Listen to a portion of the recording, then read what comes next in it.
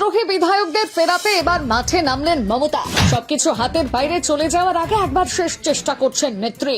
বিদ্রোহীদের ফোন করে করে কি বলছেন তিনি, দেখুন ভিডিও। রেজাল্ট বেরোনোর এক মাস পেরোতে পারলো না, ভেঙে দুটুকরো হয়ে গেল তৃণমূল দল। মে মাসের 4 তারিখের আগেও যে নেত্রীর কথা ছাড়া দল চলতো না, আজ সেই মমতাকে নেত্রী বলে মানতে নারাজ বিধায়করা। প্রাক্তন বাম নেতা বর্তমান তৃণমূল বিধায়ক ঋতব্রত বন্দ্যোপাধ্যায়ের নেতৃত্বে নতুন তৃণমূল দল গঠন হয়েছে। বিধানসভার স্পিকারের সম্মতিতে ঋতব্রত বন্দ্যোপাধ্যায় হয়েছেন বাংলার বিরোধী দলনেতা। তৃণমূলের জিতে আসা 80 জন বিধায়কের মধ্যে বেশিরভাগই বিদ্রোহী হয়েছেন, ফলে মমতা বন্দ্যোপাধ্যায়ের কন্ট্রোলে আর কিছুই নেই। এই প্রেক্ষাপটে আসরে নামলেন তিনি।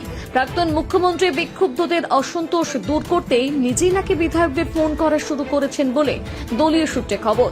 শুধু মমতা নন, তৃণমূলের কয়েকজন বিধায়কও বিদ্রোহীদের সঙ্গে কথাবার্তা শুরু করেছেন। বিদ্রোহীদের মন জয় করতে সচেষ্ট হচ্ছেন মমতা। সেই খবর হয়ে পৌঁছেছে ঋতব্রতদের কানে, আর সেজন্য তড়িঘড়ি বৈঠক ডাকলেন ঋতব্রতরা। রুদ্ধতার বৈঠকে ঘণ্টার পর ঘণ্টা ধরে আলোচনা হলো নতুন game plan strategy. Mamata Bandyopadhyay phone করে বিদ্রোহী বিধায়কদের মন জয় করার চেষ্টার কথা উঠে আসলো এই বৈঠকে। তবে প্রকাশ্যে এখনো কোনো বিদ্রোহী বিধায়ক স্বীকার করেননি যে তার কাছে মমতার ফোন এসেছে। সে যাই হোক, মমতা বন্দ্যোপাধ্যায়ের এই প্রচেষ্টা সফল হবে কিনা সেটা তো সময় বলবে। কিন্তু আপাতত এই নতুন তৃণমূল দলনেত্রী হিসেবে একেবারেই মমতা বন্দ্যোপাধ্যায়কে চাইছেন না। তাহলে কি হিসেবে চাইছে? তারা চাইছে মমতা বন্দ্যোপাধ্যায় থাকুন মূল পরামর্শদাতা বা মার্গদর্শক হিসেবে। বিষয়টা খুবই অদ্ভুত। ভোটে ভরাডুবির 1 মাস করতে না করতেই ঘুরতে না ঘুরতে তৃণমূল সুপ্রিমো থেকে নিছকই মার্গদর্শকে নেমে আসা আসলে হজম করা মুশকিল মমতার পক্ষে। তবে এখনো হাতে গুনে যে 2-10 জন বিধায়ক মমতার পক্ষে আছেন, তারা অবশ্য এখনো বিষয়টাকে মেনে নিতে পারেননি। দীর্ঘদিনের বিধায়ক গুলশান বলেন, মমতা বন্দ্যোপাধ্যায়কে নেত্রী মেনে আমরা রেজলিউশনে সই করেছি। তাকে তৃণমূলের পরামর্শদাতা বলা হবে এটা আমি মানব না।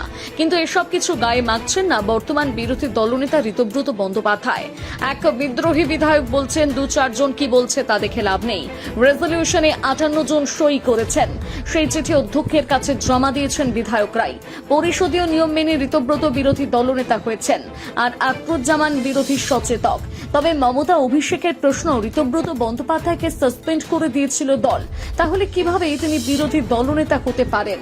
তবে এর উত্তরে স্পিকার স্পষ্ট জানিয়েছিলেন, ঋতব্রতকে বহিষ্কার পদ্ধতি মেনে হয়নি। দল থেকে বহিষ্কার করার আগে শোকজ করতে হয়, সময় দিতে হয়। দলের সংবিধান অনুযায়ী ওই বহিষ্কারের চিঠি বৈধ নয়। একদিকে দুম করে কাউকে বহিষ্কার করা যায় না।